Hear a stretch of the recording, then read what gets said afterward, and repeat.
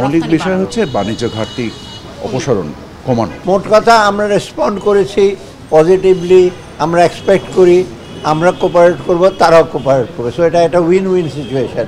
একদিকে ওনারা একটা করে ফেললো, আমরা জাস্ট ভজন করা তা না, আমাদের সেটা আমরা তুলে ধরেছি। আই হোপ এই জিনিসটা রিজলভ হবে। এটা পজিটিভ হিসেবে, পজিটিভ মানে কি তাদেরও লাভ হবে আমাদেরও লাভ হবে। আমরা তো চাচ্ছি না যে আমরা সব কিছু করে ফেলবো। আর আজকে আমরা তো মসুর ডাল, চাল, এলএনজি এগুলোর ব্যাপারে বলেছি। আর একটা জিনিস দেখবেন, আজকে যেসব যে পার্সেজ অর্ডারগুলি দিয়েছি আগের তুলনায় মূল্য কিন্তু কম।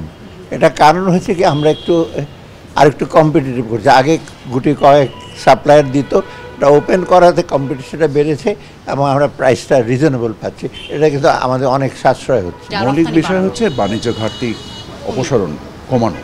তো আমরা ওইটার উপরে কাজ করছি। আমরা বিভিন্ন রকম বিশ্লেষণ করছি যে কী কী পণ্য দিয়ে আমরা আমাদের বাণিজ্য ঘাটতিকে কমিয়ে আনতে পারি। এবং আমরা এই যে আসলে ব্যবস্থাটা তো অতি পরিবর্তনশীল একটা বিষয়। বিভিন্ন আপনারা দেখেছেন যে গতকাল আমেরিকান প্রশাসন বলেছে যে যদি চাইনিজ তারা যে রিটারেটরি যে ট্যারিফ ঘোষণা করেছে ওনারা আবার আরও 50% দিতে পারেন। সো এই ধরনের পরিবর্তনশীল অবস্থায় মানে যে কোনো সিদ্ধান্ত নেওয়া একটু জটিল। আমরা অ্যাজ ইট ডেভেলপস আমরা we will fix hour strategy. আমরা আশা করছি বলেই তো আমরা এই পরিশ্রমগুলো করছি। আমরা এগুলো নির্ণয় করার চেষ্টা করছি কী কীভাবে আমাদের ট্রেড গ্যাপটাকে কমিয়ে আনা যায়।